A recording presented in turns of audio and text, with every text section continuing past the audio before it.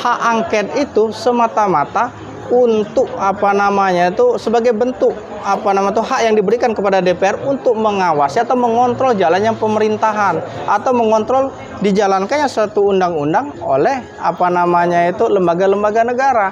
Termasuk KPU dengan KPU dalam konteks menjalankan undang-undang bisa diangket, cuman apakah angket ini dapat membatalkan hasil pemilu?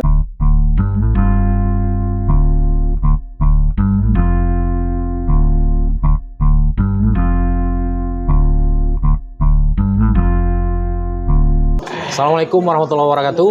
Waalaikumsalam. Selamat malam. Kita masuk kembali di Citasi ya. Di sini bersama Bang Ari. Siap. Bang Ari Bakti, Bang ya. Betul. Bang Ari Bakti.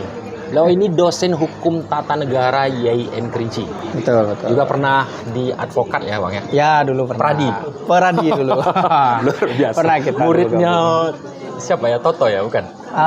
Kalau Peradi itu Otto Hasibuan. Otto Hasibuan sekarang. Salah ngomong saya. Otto Hasibuan. Iya. Oke. Selain itu beliau juga praktisi hukum ya, suami istri ya. Ya dulu saya juga menggeluti praktisi hukum, sekarang istri lah yang melanjutkan. Istri sekarang ya, betul. Lebih fokus ke dosen. Betul. Gimana nih rasanya jadi dosen hukum, Bang? Jadi dosen hukum luar biasa sebenarnya. Kita kalau dulu kan praktisi besok ke pengadilan, ke kepolisian ya. Mainnya beda. Pengadilan, kejaksaan ya. Betul. Kalau sekarang dihadapi akademisi, mahasiswa ya kan, materi yang teoritik. Ya, betul. Ada ini enggak? Maksudnya itu harus penyesuaian lagi enggak? Jadi dosen kemudian lagi praktisi. Sebenarnya tidak ya. Sebenarnya tidak perlu penyesuaian khusus ya, karena kita sebenarnya lawyer itu berangkat juga dari teori ya. Jadi teori lebih mendalami ke hal yang praktik ya. Tetapi prinsipnya sebelum kita jadi lawyer kita juga belajar teori. Dan harus menguasai teori baru bisa praktik. Dan inilah yang diajarkan ke mahasiswa ya. Betul. Jadi kader-kader hukum lah nanti. Mudah-mudahan kita berharap ke depan memang mahasiswa kita tidak hanya jadi akademisi murni, tapi juga terjun ke dunia praktik. LBH kita aktif, Bang nih. Alhamdulillah aktif. Ya? Sekarang semenjak masih jalan. Adanya Abang di LBH nih aktif LBH YIN Kerinci. Alhamdulillah aktif. Oke, sahabat progresif ya. Gini Bang, kita ini kan sudah beranjak pasca pemilu nih. Ya. Sebenarnya ini udah banyak dibahas sih sebenarnya di forum-forum ilmiah lainnya, kemudian lagi di di media-media besar. Tapi ya masalah gitu. Kita harus tahu YIN Kerinci juga bicara soal ini. Siap. YIN Kerinci juga ada praktisi hukum. YIN Iya. Kerinci juga ada dosen hukum yang mumpuni untuk bicara ini. Betul. Oke. Bang. Jadi gini Bang, isu ini sebenarnya sudah sering disampaikan di muka publik soal keputusan MK. Sampai hari ini dia sudah bicara soal hak angket. Kita mulai dulu sih. Sebenarnya putusan ke MK itu bagaimana sih Bang regulasinya kalau dalam hukum tata negara itu? Sebenarnya kalau dari perspektif hukum gitu Bang ya, putusan MK itu pintu masuknya dalam konteks Pilpres kemarin itu kan bukan menguji personal ya, tetapi menguji norma hukum. Jadi norma hukum, salah satu norma hukum yang ada di Undang-Undang 7 2017 tentang pemilu yang mengatur lebih spesifik pasal tersebut mengenai syarat usia capres ya atau cawapres. Nah, jadi yang diuji itu bukan ke personalnya sebenarnya ya, tapi lebih ke norma. Dan norma itu sebenarnya tidak ada masalah ya. Apapun putusan Mahkamah Konstitusi itu menurut aturannya dalam konteks pengujian undang-undang atau pengujian norma tidak ada masalah sama sekali. Maksudnya begini ya. Jadi norma yang diuji, apapun putusan MK terhadap norma itu konstitusional atau tidak konstitusional, itu tidak masalah. Cuman kemarin kan yang jadi isu heboh itu ketika ternyata dari putusan tersebut ada isu bahwa ada pelanggaran etik di sana, misal dugaan ya. Ketua MK-nya itu dianggap kemarin berpihak. Betul, berpihak, mengakomodir, mengajak yang lain untuk memutus, ya menerima ini, menerima dengan putusan yang begini. Nah, itu yang tidak boleh. Karena ada etiknya, hakim tidak boleh mempengaruhi hakim lain. Karena sifatnya imparsial, hakim itu independen. Tapi ada indikasi itu, Bang? Menurut keterangan beberapa tempo hari yang kita baca di media, ada dugaan itu, tetapi kalau kita lihat misalkan berdasarkan putusan MK yang diketuai oleh Jimli Asidiki itu ya, memutus betul terbukti melanggar etik. Nah, cuman etiknya itu konteksnya yang mempengaruhi hakim atau bukan? Nah, itu yang kita sebenarnya berantas. etik ini di mana, Bang? Apa etik mempengaruhi hakim atau etik norma? Sebenarnya kalau dalam tataran norma tidak ada masalah karena itu kebebasan hakim di dalam memutus itu kan dalam bahasa undang-undang kekuasaan kehakiman maupun undang-undang MK, hakim itu sifatnya independen. Artinya dia mau memutus apa berdasarkan pengetahuan hukumnya tidak ada masalah. Artinya sangat subjektif di situ ya. Betul, terserah sesuai keilmuan hakim, kemampuan hakim. Cuman yang jadi persoalan kalau misal ketua mempengaruhi hakim yang lain itu tidak boleh karena hakim independen, tidak boleh. Cuman sayangnya mempengaruhi ini yang dijadikan isu tadi. Betul, itu yang dijadikan isu. Tapi kemudian apakah terbukti pelanggaran etik itu terkait dengan dugaan mengajak hakim yang lain untuk memutus hal yang sama atau bukan itu? Oke.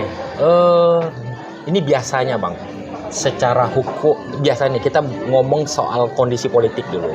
Ya. Biasanya hukum itu hadir ketika suatu kondisi atau sebelum kondisi, Bang. Sebenarnya kalau kita berbicara hukum itu konteksnya ya bisa hadir karena realitas ya, bisa hadir karena memang prakondisi ya. Misal begini, orang mau menciptakan hukum ini agar nanti sikap hukum orang atau sikap masyarakat tuh menjadi begini gitu ya. Tetapi bisa juga karena sikap masyarakat katakanlah kurang katakanlah itu agak tidak bernilai katakanlah, maka dihadirkan norma hukum untuk mengatur biar bagaimana masyarakat itu dari tidak taat terhadap nilai tertentu yang baik menjadi baik gitu. Nah, konteks ini gimana? Itu ya. Kalau konteks itu sebenarnya pembacaan orang ya. Ya, pembacaan orang, pembacaan nama sebagai apalah. Betul. Hukum. Kalau pembacaan saya sebagai praktisi hukum suka tidak suka memang ini diada-adakan untuk calon tertentu.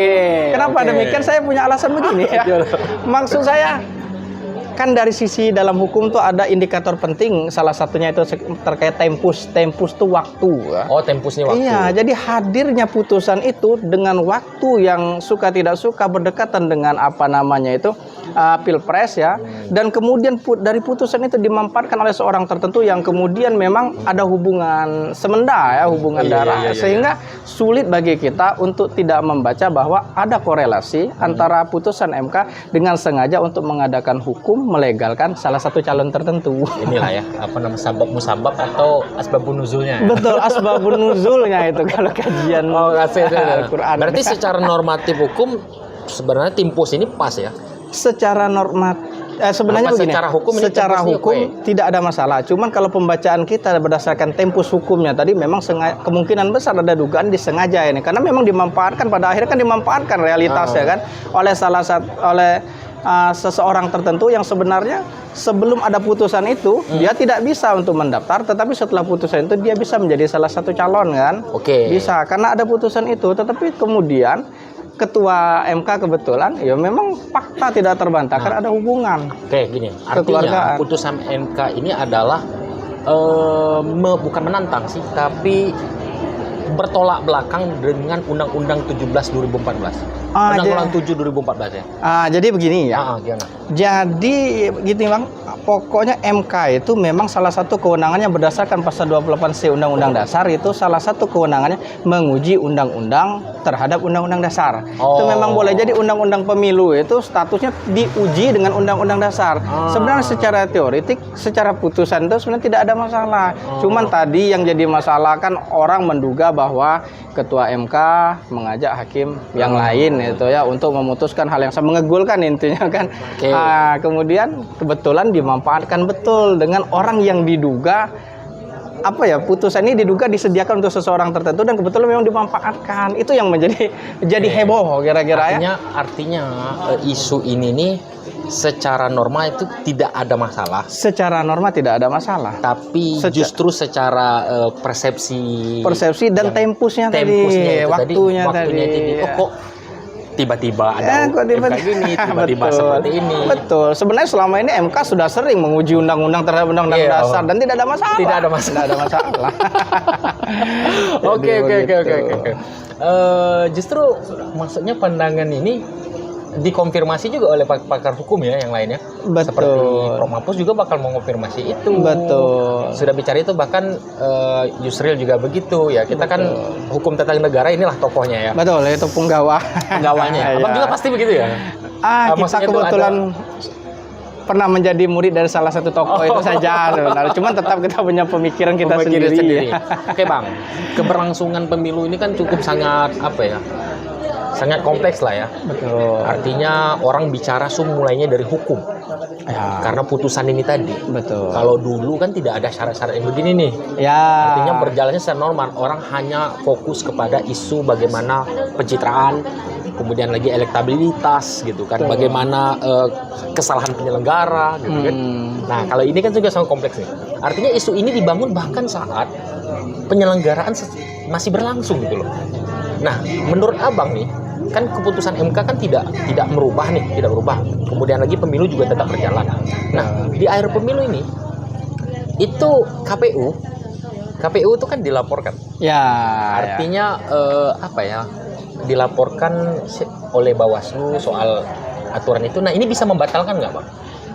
Jadi begini ya, apa nama itu dalam konteks urusan penyelenggara, misal ada dugaan pelanggaran yang dilakukan oleh penyelenggara ya, pelanggaran pemilu dan lain sebagainya, apapun itu ya yang dituduhkan kepada KPU dan lain sebagainya, sebenarnya dalam konteks apa namanya itu ya, dalam konteks cuma diadukan ke Bawaslu misalnya atau diadukan Bukan gimana? Bang, maksudnya bukan yang pelanggaran ini. Artinya begini, persoalan keputusan MK itu kan masih berjalan sampai sekarang, Bang. Oh betul ya. Bahkan sampai di KPU gitu. Betul. Loh. Artinya KPU juga sekarang juga dilaporkan di DKPP. Oh betul ya Keputusan itu paham. maksud saya tuh. Oke. Artinya apapun keputusan di penyelenggara nih sampai kepada tingkatan tinggi DKPP itu bisa membatalkan MK ini enggak? Tidak. Tidak, ya? Jadi kan sifat putusan MK itu pasal 24C Undang-Undang Dasar itu ayat 1 itu jelas.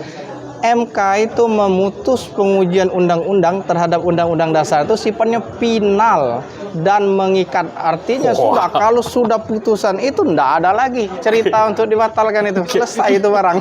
Dari ini bukan abang berbicara bahwa mendukung dalam ini. Oh tidak, kita Ini tidak mendukung proporsional secara masalah hukum, ya? putusan MK itu banyak apa namanya itu berkelindan dengan dugaan pelanggaran etik itu soal lain ya soal lain. Terhadap keberlakuan putusan dan putusan itu mengikat tidak bisa diubah itu memang final dan mengikat. Jadi jadi tadi masalah bahwa apa nama KPU dilaporkan pelanggaran etik atau MK disidangkan etik oleh MK itu tidak mempengaruhi hasil pemilu. Jadi pemilu tetap sah. Nah, cuman ada anasir lain nanti yang dapat membatalkan. Ada anasir lain. Artinya Ya, betul. bukan putusan MK-nya tapi Bukan. justru pelanggarannya ini. Betul. Nah, itu. Jadi pintu masuknya kalau mau membatalkan putusan MK, maksud saya apa namanya itu hasil pemilu itu satu-satunya pelanggaran.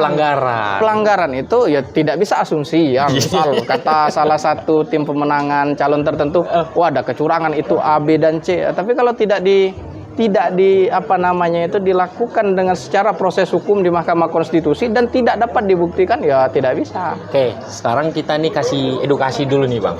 Siap. Gimana tahapan ini? Ya, secara umum ya, laporan-laporan proses hukum. Karena kan di pemilu juga ada pidananya. Betul. Ya kan? Ada putusannya juga, ada DKP. Nah, proses secara umum lah. Laporan-laporan, misalnya apapun itu terjadi pelanggaran, kemudian pelanggaran kode etik. Ada tahapannya Bang? Pasti ada lah ya. Kalau itu sebenarnya Undang-Undang Pemilu ya 7/2017 itu sebenarnya setiap pelanggaran pemilu itu apa namanya itu ada jalurnya masing-masing ya. Ada jalurnya masing-masing bagi orang untuk mendapatkan keadilan ya, salah satu paslon gitu ya untuk mendapatkan keadilan ada jalurnya. Karena kalau kita bicara Undang-Undang Pemilu 7/2017, pelanggaran pemilu itu ada sifatnya administratif, ada sifatnya itu pidana tadi ya. Ada sifatnya tata usaha negara dan ada sifatnya tadi perselisihan hasil pemilu. Nah, dalam konteks perselisihan hasil pemilu itu yang dapat membatalkan hasil sebenarnya dan itu jalurnya ke Mahkamah Konstitusi. Tapi kalau jarang sih orang Kalau untuk konteks Pilpres belum pernah ada. Tapi kalau untuk konteks pilkada, pemilihan bupati, gubernur pernah ada, termasuk di Kerinci sebenarnya. Oke. Sekarang gini, Bang. Saya belum pernah dalam sejarah Indonesia belum ada pilpres itu diulang. Betul. Belum ada. Betul, Yang ada bupati yang diulang. Betul. Ini apa sepengetahuan saya ya, ini tidak ada ya di dalam Undang-Undang 7 tahun 2017 itu. Ada. Tetap. Jadi kalau pelanggarannya pemilu itu memang dapat dibuktikan, cuman kan syaratnya untuk dibatalkan hasil pemilu dan diadakan pemilu ulang itu syaratnya tidak cuma pelanggaran ya. Oh. Jadi pelanggaran yang sifatnya terstruktur, masif dan sistematis. TSM. Iya, jadi harus ada TSM tadi, harus ada pengaruh antara pelanggaran pemilu dengan hasil. Kalau yang melakukan pelanggaran pemilu, misal katakanlah cuma 50 pelanggaran dan dilakukan oleh 50 orang, tidak berimpact terhadap hasil ya. Katakanlah kalau 50 orang ini nggak dihitung suaranya dengan suara nasional ya pilpres sekarang yang nggak berimpact kan. Jadi nggak bisa itu menjadi dasar MK untuk membatalkan hasil. Nah kemudian lagi nih Bang, di mana aturan mana yang menyebut bahwa PLT presiden itu nggak ada? Kalau PLT presiden itu nggak ada ya? Memang tidak ada ya, maksudnya presiden itu paling-paling ya kalau dia ini kan lagi keluar negeri ya digantikan lah sebentar tugasnya oleh wakil presiden. Tetapi kalau misal presiden mau jadi PLT dalam keadaan dia ada di dalam negara itu untuk apa gitu ya? Karena begini Bang. Gimana tuh? Karena begini nih, kan isu yang dikembangkannya. Kenapa presiden tidak mengundurkan diri? Kenapa presiden itu tidak izin kampanye? Cuti apa segala macam. Ya sementara ya bupati, gubernur dan semuanya kan itu melakukan cuti. Nah ini kan maksudnya itu ini sara dengan misalnya siapa yang ada di samping presiden, siapa yang menjadi indikasi bahwa presiden punya keberpihakan dengan salah satu paslon tertentu. Nah justru ini yang kata isunya merusak etik demokrasi. Nah secara umum gimana nih memandangnya nih? Oke ya, jadi kita kalau melihat relasi antara presiden dengan salah satu pasangan calon itu memang mungkin banyak kita dapat menduga ya bahwa kemungkinan presiden berpihak dan lain sebagainya. Tetapi dalam konteks presiden kenapa tidak cuti tadi ya? Nah sebenarnya begini ya, di dalam Undang-Undang 7 2017 terkait pemilu, presiden kalau dia berkampanye untuk salah satu paslon tertentu wajib hukumnya cuti. Nah cuman kan sekarang tidak, presiden tidak masuk tim kampanye, tidak juga mengkampanyekan salah satu paslon sehingga tidak perlu cuti. Nah, tapi kalau dugaan tadi presiden ada berpihak dan mengkampanyekan paslon tertentu, itu kan dalam hukum harus by evidence ya, harus dengan bukti. Bukti juga ya. Mana buktinya? Kalau ada buktinya bisa dibatalkan. Sulit juga kalau kita mau bicara sekadar asumsi ya. Betul, karena hukum ini jelas harus ada evidence, harus ada bukti. Oh ini penting ya sahabat-sahabat. Artinya betul. maksudnya tuh jangan kita hanya bicara soal isu aja nih. Ya maklum nih, pengetahuan ini kan hanya terbatas nih Bang. Iya. Orang ngambil potongan-potongan video di betul, TikTok, betul Bang. potongan-potongan di Reels, kemudian lagi disebar ke sana. Akhirnya kan ini yang menjadi doktrin kepada masyarakat kita, doktrin kepada anak-anak muda, gitu kan, terutama di kampus-kampus kan. Iya, kadang kan kita itu begini ya, karena analis di media massa itu banyak kan analis politik ya. Kalau politik bukan itu analis hukum ya? Ya ada juga sebenarnya analis hukum. Cuman kalau analis hukum dia menitik beratkan kepada oke lah ada dugaan begini, dugaan pelanggaran begini, buktinya mana? Evidence-nya ya. Kalau di MK kan harus ada bukti. Baik buktinya sifat dari saksi yang menyaksikan langsung kecurangan maupun bukti elektronik, bukti dokumen, video. Kalau seingat saya waktu di penyelenggara, saya bukan penyelenggara juga. Oh gitu Bang, pernah punya pengalaman jadi penyelenggara luar biasa itu. Jadi kita harus membuktikan bahwa ini ada dua pelanggaran, itu ada dua. Alat bukti, bahan bukti. Betul, alat bukti, barang bukti. Iya betul. Bahan bukti. Nah, alat bukti itu berupa video. Betul. Bahannya terlaporkan. Jadi selama barang itu tidak terlaporkan, kita melaporkan, kan itu bukan bukti. Enggak betul. Jadi bukti itu baru dianggap kalau di dalam kita proses hukum nanti katakanlah ada dugaan pelanggaran pemilu di Mahkamah Konstitusi, ya yang dibuktikan di Mahkamah Konstitusi dan dilaporkan itu. Iya. Tapi kalau cuman ada bukti, tidak pernah dilaporkan, tidak pernah disajikan, tidak pernah dibuktikan, enggak ada nilai buktinya itu. Jadi kalau kami dulu punya prinsip begini nih, bukan kami harus, ini saya sebagai panwas nih ya. Oh ya. Kalau prinsipnya gini nih, kita tuh jangan nyari masalah kalau ada masalah. Betul. Hukum bicara gitu juga. Betul, hukum bicaranya itu Bang. Jadi kalau misalkan menuduh sesuatu atau menduga sesuatu harus ada bukti. Jangan mengada-ngadakan barang yang tidak ada. Nah, itu tidak boleh. oh iya juga. Saya berpikir gini bang, kan kita panwas nih mengawasi, ya harus kita awasi semuanya. Betul. Ya kalau ada capek silakan gitu loh. Iya. Kalau Iya. maksudnya tidak membuang-buang energi untuk itu, mending kita Iya. fokus kepada siapa yang melaporkan pelanggaran, kita fokus ke pelanggaran itu. Betul. Ada buktinya nggak, gitu kan? Betul. Ada videonya nggak? Ada fotonya nggak? Betul. TSM nggak ini, gitu. loh. Betul. Oh itu jadi, oh gini ya cara, maksud saya secara hukum bekerja tuh begini. Betul Bang. Jadi kan kalau misal teman-teman yang ada di Bawaslu itu kan pintu masuknya pertama temuan, kedua laporan, Iya. kan.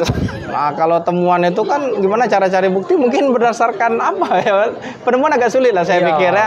Nah, tetapi kalau dari laporan mungkin pihak si pelapor sudah siap dengan bukti yang ada. Cuman tetap harus Paling yang bisa dibuktikan. saya temukan waktu di penangkapan itu misalnya gini, ada APK, nah, Iya, itu iya. tidak sesuai di pada tempatnya. Betul. Itu langsung kita konfirmasi, ini mau kita cabut atau dipindahin, paling gitu tuh. Iya, iya. Kemudian lagi misalnya money politik, langsung ada apa namanya transaksi misalnya kan, Betul. ada politik uang di situ, alat bukti itu kan, paling di situ, apa nih, tangkap tangan ya. Tangkap tangan OTT, OTT, tangkap gitu. tangan. Nah. Cuman memang kadang urusan money politik ya, sebenarnya dalam tiap pemilu terus ada dugaan money politik.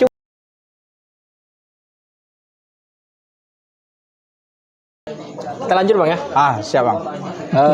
Jadi kata abang tadi bahwa di setiap pemilu itu memang kecenderungan money politik ini kan besar nih. Dugaan money politik itu selalu ada. Dugaan money politik itu Selalu ada. Efeknya apa bang? Sebenarnya begini ya, kalau Efek dari sehingga dugaan itu terlalu besar gitu. apa ya? Kalau misal dugaan money politik itu selalu ada itu karena memang ada pihak-pihak tertentu yang menyatakan oh dapat uang dan lain sebagainya. Cuman kan sulit untuk dibuktikan benar tidak dia dapat. Apakah ini faktor dari kecenderungan ataupun tingkat pendidikan masyarakat ataupun pendidikan demokrasi yang belum tuntas? Jadi kalau kita berbicara kenapa money politik itu terjadi sebenarnya multifaktor Bang. Oke. Jadi multifaktor. Kita bilang faktor masyarakatnya mungkin wawasannya terhadap pemilu yang bersih, jujur dan adil itu kurang ya. Mungkin di satu sisi ada betulnya. Namun di sisi lain kan tidak mungkin ada apa ya. Jadi ibarat menggunakan hukum ekonomi lah jadi ya. Jadi ada yang pemberi ada, penerima ada ya. Oh berarti jual beli suara terjadi. Dalam Kalau konteks begitu money politik konteksnya? kemungkinan ada ya. Maksud saya itu begini, dalam money politik itu kan banyak kita sering menyalahkan faktor masyarakatnya saja ya yang Ya, kurang oke. yang kurang terlalu paham soal pemilu yang bersih itu apa pentingnya. Cuman di sisi lain mohon maaf ya, barangkali memang dari faktor calegnya itu sendiri, calonnya elit itu ya, sendiri, elit lah. elitnya itu sendiri, paslonnya itu sendiri yang juga mengupayakan atau melakukan dugaan money politik tadi, sehingga sebenarnya masyarakat itu faktor menerima saja. Kalau tidak ada yang memberi kan tidak mungkin ada yang menerima. Apakah justru bahwa ada kesempatan masyarakat mau menerima itu dengan bahwa secara ekonomi gitu kan, ya rata-rata masyarakat kita masih 60% ke bawah, menengah ke bawah gitu kan, justru ini dimanfaatkan oleh elit. Betul Bang. Jadi persoalan kita itu ya salah satunya faktor ekonomi tadi ya. Karena kita sering dengar itu ya biasanya yang mendapatkan semacam apa ya uang money politik gitu ya, menerima atau barang atau sesuatu itu biasanya kebetulan menyasar masyarakat yang ekonominya masih di bawah lah ya. Tapi kalau masyarakat udah kelasnya yang secara ekonomi mapan, saya pikir calegnya pun bingung mau menentukan, atau bukan caleg ya, paslonnya itu bingung untuk menentukan berapa sih harga ngasih orang yang udah mapan kan. Jadi saya pikir tidak salah juga faktor ekonomi masyarakat. Justru ini lumbung suara bang. Nah itu 60% ini lumbung suara loh. Betul, kadang itu dimanfaatkan dan ya berarti itu jadi berarti persoalan. artinya justru pendidikan demokrasi di tubuh masyarakat kita ini belum mapan ya dalam soal belum karena belum faktor ekonomi, belum. kemudian lagi ada aku nih keuntungan aku di demokrasi ini apa sih? Betul, masih jadi faktornya itu banyak sekali ya yang terjadi di masyarakat. Selain faktor ekonomi begini, kadang ya mungkin kebanyakan masyarakat kita ya kita sulit juga mau menyalahkan siapa ya. Iya, Cuman faktanya memang masyarakat kita tidak berpikir terlalu panjang ke depan ya. Artinya begini, pokoknya dia dapat barang, dapat uang, dapat apa, ya udahlah aku pilih yang itu ya. Padahal sebenarnya kalau kita kalkulasikan secara serius, apa yang kita dapat hari ini untuk memilih salah satu pasangan calon dikalkulasi dengan 5 tahun yang akan datang berapa itu, tidak terlalu berimpact pendapatan itu. Oke, itu secara pendidikan begitu. Nah, jika persepsi masyarakat masih cenderung seperti ini, elit politik cenderung mengambil kesempatan dari persepsi ataupun kesempatan ini gitu kan. Menurut abang nih, dari sisi mananya dulu sih yang harus diperbaiki? Karena ini kan bagi saya ini udah penyakit merusak. Ini yang penyakit merusak demokrasi sebenarnya. Betul.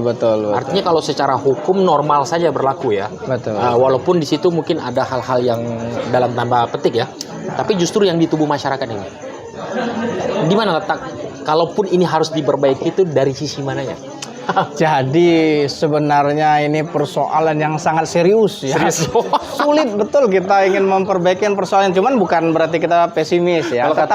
Kalau kata izin ya, saya buka kata usernya begini nih. Iya. Ini salahnya bukan dari masyarakatnya. Apa namanya itu? Kotoran itu gitu nah. Iya. Itu sudah jatuh dari atas. Betul. Sampai ke bawah. Jadi ada hulu sampai ke hilir ya. Cuman memang karena kita backgroundnya hukum ya, barangkali menurut saya memang dalam pendekatan hukumnya memang harus serius menegakkan apa namanya itu dugaan pelanggaran money politik itu kan. Selama ini kan ya gimana ya, isu ini selalu berhembus ya, cuman kadang-kadang dalam penegakan hukum selalu yang menjadi persoalan pembuktian itu yang sangat sulit. Nah, ke depan memang mungkin harus didesain bagaimana pembuktian money politik itu tidak terlalu sulit ya.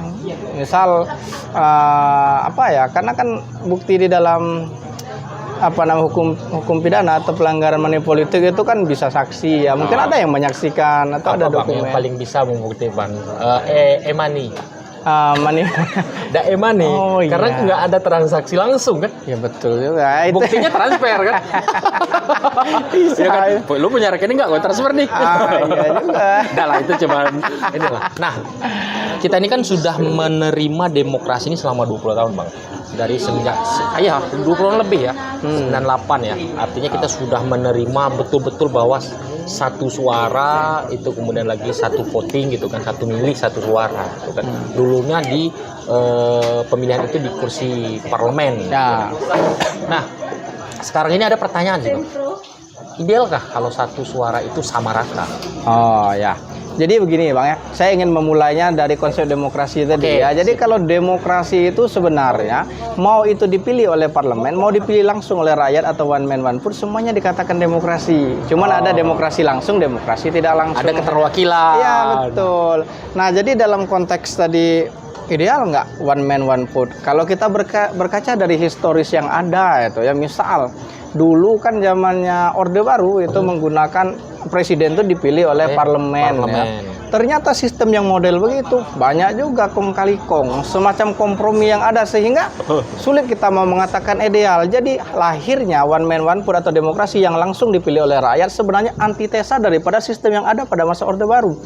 Karena orang muak dengan sistem dipilih parlemen itu ternyata kong kali kong di antara mereka. Transaksi mungkin lebih besar kan? Betul. Yang awalnya satu ini 300 mungkin situ juta-juta. Nah, untuk mengantisipasi itu maka dipilihlah secara langsung oleh rakyat. Ideal atau tidak pertanyaannya? Kalau menurut saya begini ya, sebenarnya one man one vote itu jauh lebih baik ketika dibanding dengan dipilih oleh parlemen. Kenapa demikian?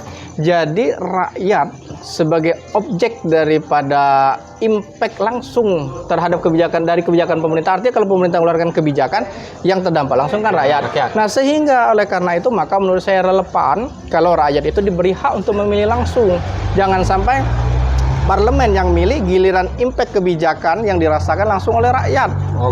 Tapi rakyat tidak punya hak untuk menentukan siapa yang mimpin dia. Enggak menurut saya tidak pas. Artinya antitesanya begini ya, gue punya suara, gue punya hak.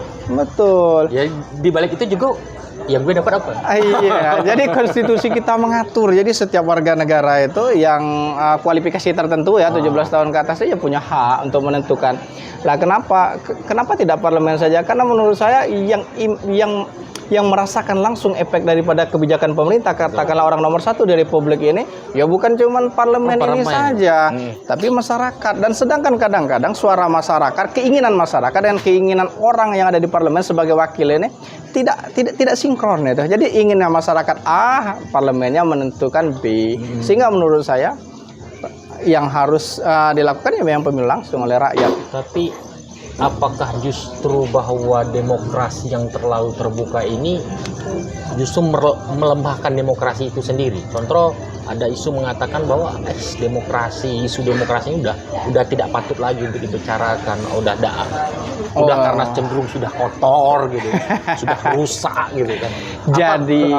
Jadi sebenarnya kalau kita berbicara sistem itu Bang ya, saya pikir pilihan sistem demokrasi atau bukan demokrasi itu memang mungkin berbeda ya. Tapi kalau kita ingin melihat fenomena sistem demokrasi yang sekarang ini katakanlah rusak, tidak bagus, tidak itu, saya pikir dalam konteks demokrasi bukan salah sistemnya, tapi oknum yang menggunakan. Iya, oknum yang menggunakan. Sehingga menurut saya bukan demokrasi yang harus kita ubah atau kita kembalikan katakanlah ke model lama, misal itu baik itu bentuknya oligarki maupun bentuknya kerajaan monarki. Saya pikir yang lebih bagus itu memang demokrasi. Cuman memang aktor di dalam demokrasi saat ini menunjukkan memang belum dewasa kita dalam berdemokrasi. Tapi tidak juga bisa disebutkan demokrasi kita ini demokrasi terpimpin, enggak? Oh, tidak. Jadi beda. Beda kalau kita bicara demokrasi model zaman Orde Lama Soekarno itu demokrasi terpimpin. Jadi ada pemimpinnya. Pokoknya ini yang penting harus ini ya. Betul, namanya demokrasi, cuman penentunya tetap orang itu. Itu enggak boleh. Berarti ini antitesa kata. Betul. Jadi zaman itu demokrasi terpimpin itu kemudian muncullah masa Orde Baru, antitesa daripada demokrasi terpimpin. Ya udahlah, demokrasinya diluaskan dikit, parlemen yang milih ya. Tidak terpusat kepada presiden. Betul. Biar tidak kelihatan banget gitu. Betul. Tapi ternyata setelah digunakan sistem demokrasi yang dipilih oleh parlemen untuk presidennya itu ternyata tidak bagus juga kan. Iya, akhirnya dibuka secara umum. Nah, itulah akhirnya itu. Berarti dalam kesimpulannya persepsi Abang ini begini nih, bahwa dengan kejadian MK tadi yang kita bicarakan, kemudian lagi sampai dengan pemilu langsung, jurdil tadi apa segala macam, inilah sebenarnya bentuk demokrasi ya. Betul Bang. Jadi kalau secara konsep teoritis maupun yuridis di dalam konteks demokrasi Indonesia itu sudah baik ya. Cuman dalam tataran praktik kadang-kadang masih banyak ya hal yang perlu kita benahi. Karena secara teoritis maupun yuridis itu jelas. Jadi pemilu yang kita laksanakan itu selain luber tadi harus ujungnya tuh jurdil. Berarti ada fair di situ. Ada harus fair. Nah, maksudnya tuh tidak boleh misal demokrasi yang ada money politik, yang tidak jujur, penggelembungan suara, pelanggan itu tidak boleh sebenarnya secara yuridis itu. Bahkan efek daripada keterbukaan demokrasi ini sampailah bahwa DPR ataupun dalam tanda petik partai gitu kan, itu bisa menggunakan hak angketnya. Ini efek demokrasi juga nih. Kalau hak angket itu sebenarnya begini Bang, saya menariknya ke teoritis yang agak jauh. Gimana? Jadi katakanlah begini, di dalam sistem pemerintahan yang ada di dunia dulu ya, dulu modelnya itu monarki ya. Monarki artinya one man powerful ya, satu orang kuat sekali dalam satu negara itu, tanpa mekanisme kontrol, tanpa mekanisme periodisasi atau demokrasi itu. Maka antitesa dari itu muncullah tadi sistem pemerintahan atau sistem kekuasaan negara yang dicetuskan oleh Montesquieu jadi trias politika ya. Ada eksekutif, legislatif, yudikatif, sehingga kekuasaan tidak terpusat pada eksekutif, maka dikontrol oleh legislatif, dalam hal ini Dewan Perwakilan Rakyat dalam konteks Indonesia. Nah, jadi hak angket itu sebenarnya muncul dalam rangka legislatif atau DPR tadi atau wakil rakyat tadi untuk mengontrol kebijakan eksekutif, mengontrol kebijakan atau menjalankan undang-undang, sehingga sebenarnya hak angket itu normal-normal saja dalam hukum tata negara, tidak ada masalah. Yang jadi heboh karena dikorelasikan seolah-olah ada isu pembatalan pemilu, itu saja sebenarnya poinnya. Korelasinya ada di setup antara hak angket dengan paslon ataupun dengan pileg. Ada hubungan. Jadi begini ya, kalau kita lihat pasal 20A Undang-Undang Dasar Junto Undang-Undang 17 2014 tentang MD3 ya, MPR, DPR, DPD, DPRD, Provinsi dan Kabupaten Kota, itu ada di pasal 79 ayat 1 dan ayat 3 kalau saya tidak salah, itu menjelaskan. Jadi hak angket itu semata-mata untuk itu sebagai bentuk hak yang diberikan kepada DPR untuk mengawasi atau mengontrol jalannya pemerintahan atau mengontrol dijalankannya suatu undang-undang oleh lembaga-lembaga negara. Termasuk KPU dengan termasuk ya KPU dalam konteks menjalankan undang-undang bisa diangket, cuman apakah angket ini dapat membatalkan hasil pemilu itu tidak. Oh, tidak ya? Tidak bisa. Wah, tidak ada jalannya itu. Karena tidak ada dijelaskan di situ angket untuk membatalkan pemilu. Nggak ada, nggak bisa. Lah tapi kok ini isunya besar nih? Ini pertanyaan. Jadi lucu loh, angket ini besar isunya bahwa betul. Persepsi masyarakat, wah, angket bisa nih pemilu ulang dong. Betul. Jadi persepsi masyarakat itu ya sah-sah saja, tidak salah. Cuman dalam perspektif hukum tata negara, angket itu tidak bisa membatalkan pemilu. Karena angket itu nanti ujungnya paling-paling rekomendasi ya. Katakanlah rekomendasi perbaikan, atau angket itu mau diteruskan nanti diteruskan lagi menjadi hak DPR untuk menyatakan pendapat. Kalau dalam konteks KPU sebenarnya tidak ada relevansinya ya untuk pembatalan pemilu. Tetapi kalau untuk presiden mungkin impeachment pada akhirnya. Cuman itu tidak mudah. Impeachment dalam? Impeachment itu begini. Kalau sebenarnya nanti siapa yang disasar oleh hak angket itu ya? Nah, sebenarnya cuman penyelenggara pemilu atau presiden ya. Nah, kalau presiden itu katakanlah misal dalam konteks ini pemerintah, kan hak angket itu hak DPR untuk menyelidiki ada tidak dugaan pelanggaran terhadap undang-undang ya. Jika itu terbukti? Jika itu memang terbukti, DPR mungkin bisa meneruskan dengan hak menyatakan pendapat. Misal presiden melakukan pelanggaran hukum. Nah, pelanggaran hukum pasal 7A presiden dapat diberhentikan walaupun dalam masa jabatannya kalau diduga melakukan pelanggaran hukum, ya pengkhianatan negara, pelanggaran tindak pidana berat, perbuatan tercela. Cuman itu kan tidak mudah. Tidak mudah, dan saya pikir tidak sampai ke sana hak angketnya. Karena begini, kalau hak angket mungkin bisa dilaksanakan oleh dari ini Bang ya. Kan DPR sekarang ini komposisinya kalau untuk mengajukan hak angket mungkin bisa ya. Tapi kalau hak menyatakan pendapat DPR presiden itu melakukan pelanggaran hukum atau tindak pidana berat, itu sulit. Karena komposisi yang sekarang ini kalau kita jumlah antara, kan begini, itu munculnya katakanlah dari pendukung paslon tertentu ya. Anggaplah dua paslon yang lain lah ya. Gitu. Kalau kita kalkulasi anggota dewan yang mendukung partai yang mendukung dua paslon ini tidak cukup untuk melakukan tadi hak menyatakan pendapat. Misal DPR diduga melakukan pelanggaran hukum, tidak bisa. Dan lagi pula kalaupun bisa, tetap mekanismenya harus melalui mekanisme hukum di Mahkamah Konstitusi, harus dibuktikan dulu. Harus di MK ya. Betul, tetap harus di MK, dibuktikan dulu presiden bersalah atau tidak. Nanti kalau putusan MK itu tidak bersalah, ya tidak bisa di-impeachment, diberhentikan presiden. Jadi kalaupun mau diberhentikan untuk apa juga, periodisasinya itu sudah sebentar lagi. Saya pikir tidak sampai ke situ hak angket itu. Paling-paling menurut saya ya rekomendasi ya. Rekomendasi atau lah. Rekonsiliasi. Bisa jadi rekonsiliasi, negosiasi. Oke. Artinya untuk melegalkan hak angket sampai ke pembatalan pemilu itu jauh. Tidak bisa. Jadi celah hukumnya hak angket untuk secara hukum memang tidak bisa. Hak angket membatalkan hasil pemilu. Kalau mau membatalkan hasil pemilu ada lagi jalurnya, lain, bukan itu jalurnya. Bukan itu lagi jalurnya. Bukan. Jadi jalurnya ujung-ujungnya tetap ke MK juga ya. Betul. Jadi jalurnya itu ke Mahkamah Konstitusi kalau mau membatalkan hasil pemilu kan. Karena begini, di dalam pasal 24C ayat 1, selain pengujian undang-undang tadi ada juga kewenangan Mahkamah Konstitusi, itu ada 4 ya. Pengujian undang-undang terhadap undang-undang dasar, lalu kemudian memutus sengketa kewenangan lembaga negara yang kewenangan diberikan undang-undang dasar, lalu kemudian baru nanti ada membubarkan partai politik, baru yang keempat tadi memutus sengketa hasil pemilihan umum. Nah, inilah pintunya untuk membatalkan hasil pemilu. Dan itu juga di MK. Dan itu di Mahkamah Konstitusi, tidak bisa melalui hak angket. Berarti isu hak angket. Cuman gini ya, ada syaratnya untuk membatalkan hasil pemilu, harus pelanggaran pemilu yang TSM tadi. Artinya ini juga dimulai dari bawah dulu ya. Betul. Jadi nanti menitik beratkan kepada bukti. Misal pelanggaran terstruktur, masif dan sistematis tadi harus dibuktikan.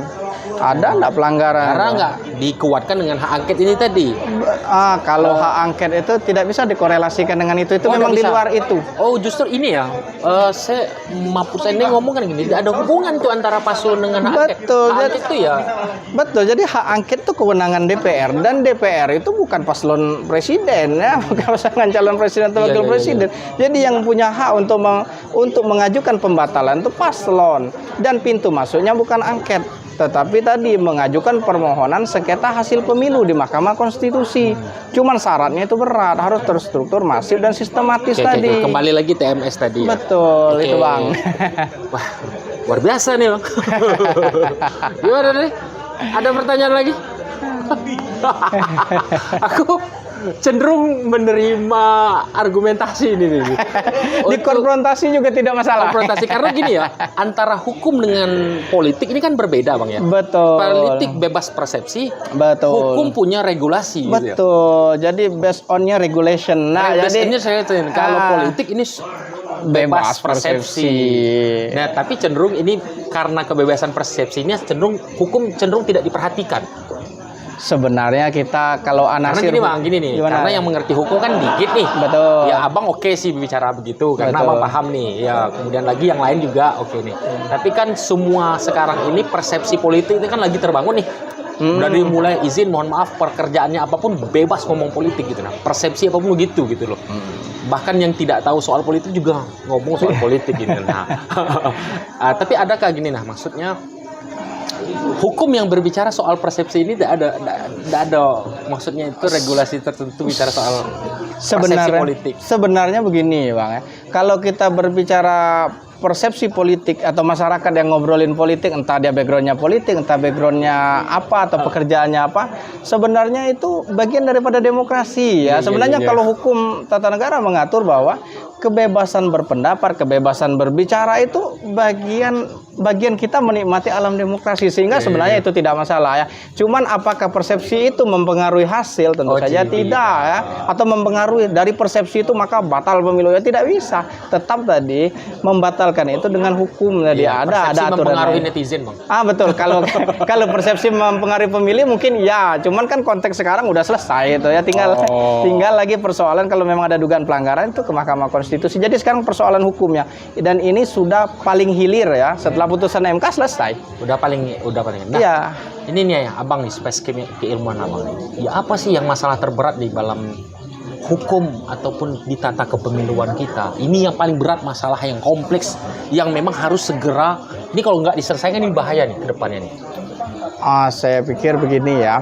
Jadi sebenarnya konsep pemilu itu kan tadi ada azasnya tadi ya, tetap ya luber, jurdil ya, jujur dan adil, itu artinya memang sesuai dengan apa namanya itu regulasi yang ada ya. Tidak boleh melakukan kecurangan, tidak boleh apa namanya itu melakukan hal-hal di luar aturan main.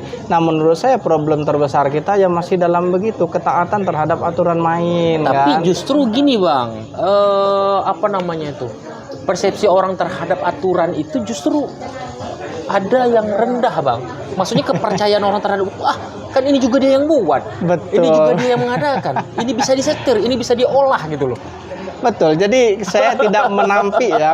Misal memang ada persepsi masyarakat macam itu, dia yang buat hukum, dia yang menjalankan hukum, itu orang-orangnya dia juga. Itu. Cuman kan begini ya, dalam hukum itu sebenarnya suka tidak suka apapun hasilnya mengikat semua ya, semua pihak terikat. Prinsipnya hukum mengikat. Mengikat, sehingga siapapun apa nama pelakunya harusnya sesuai dengan itu. Kalau tidak sesuai maka ada regulasinya lagi. Orang yang melakukan penyimpangan tersebut bisa kita laporkan juga secara hukum. Gitu. Ya model ketua MK itu walaupun tidak signifikan ya, masalah etik kan, cuman tetap ada mekanisme bagaimana untuk mengontrol biar dia itu dinyatakan perbuatannya itu salah gitu. Oke, siap. Berarti artinya tudingan-tudingan terhadap hukum bahwa ada yang salah prosesnya. Ini persepsi Bang ya? Ya, tidak masalah. Pada prosesnya, ya dibuktikan juga secara hukum gitu ya? Betul, harus dibuktikan secara hukum, itu poinnya. Cuman kalau persepsi masyarakat terhadap hukum ini jelek, ya kita juga tidak bisa menyalahkan masyarakat. Mungkin banyak anasir juga yang menyatakan memang penegakan hukum, indeks penegakan hukum kita di Indonesia ini masih kurang baik, masih lemah memang ya. Oke. Tapi kepada siapa kita harus percaya kalau bukan ke penegak hukum gitu? Betul, mau tidak mau kita kembali ke situ. Tetapi kan kalau kita kembalikan kepada teorinya Friedman itu ya. Jadi sistem hukum itu, penyebab hukum itu jelek banyak faktor. Mungkin faktor regulasinya memang dibangun tidak bagus. Kemudian faktor para aktor penegak hukumnya mungkin memang belum apa ya, integritasnya belum terjamin ya, tapi tidak semua ya, mungkin oknum ya. Oke. Nah, kemudian apalagi budaya hukum masyarakat kita sendiri. Jadi 3 faktor itu. Jadi untuk memperbaikinya ya tidak bisa memperbaiki regulasi atau regulasi penegak saja. hukum, tapi masyarakatnya juga harus budayanya berbenah. juga. Betul.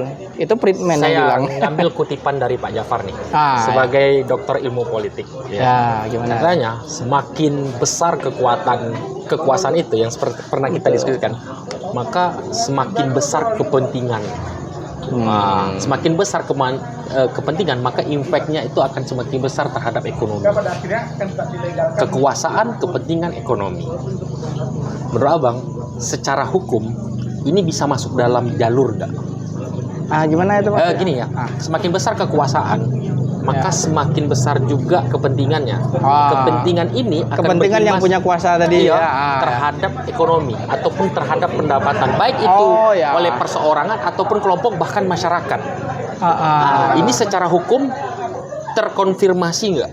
Sebenarnya secara hukum, dalam konteks hukum tata negara sudah mengkonfirmasi itu, seperti yang kita diskusikan tadi ya. Awalnya itu model sistem pemerintahan di dunia ini kan monarki ya. Jadi one man powerful, satu orang kekuasaannya sangat besar sehingga semuanya tidak terkontrol, semaunya dia saja.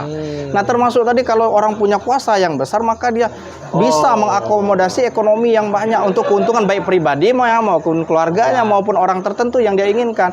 Nah, itu kenapa hukum tata negara membuat mekanisme tadi ada harus kontrol. Jadi dibagi kekuasaan itu tidak boleh orang ini punya kekuasaan terlalu besar yang tanpa kontrol. Gitu. Betul, itu kita mengingatkan suatu ilmuwan yang mengatakan begini ya. Jadi power tend to corrupt, namanya Lord Acton ya. Jadi power tend to corrupt but absolute power corrupt absolutely. Yang kira-kira terjemahan bebasnya, kekuasaan itu memang cenderung untuk diselewengkan, disalahgunakan. Tetapi kekuasaan yang mutlak, kekuasaan yang tanpa kontrol, kekuasaan yang tanpa periodisasi tertentu, tidak ada batas waktunya, maka sudah pasti kekuasaan itu akan menyimpang atau disimpangkan. Jadi memang begitu doktrinnya. Inilah yang harus diregulasikan. Betul. Ini harus dihukumkan. Mekanisme betul. Ya. Makanya ada penyelenggara, ada ini. Semuanya sebenarnya konsep demokrasi yang jangan sampai ada overpower ini tadi. Betul, tidak boleh ada overpower sehingga harus ada mekanisme kontrol. Penyelenggara pun kan dibagi-bagi. Misal penyelenggara yang namanya KPU atau Bawaslu bersalah, itu ada DKPP.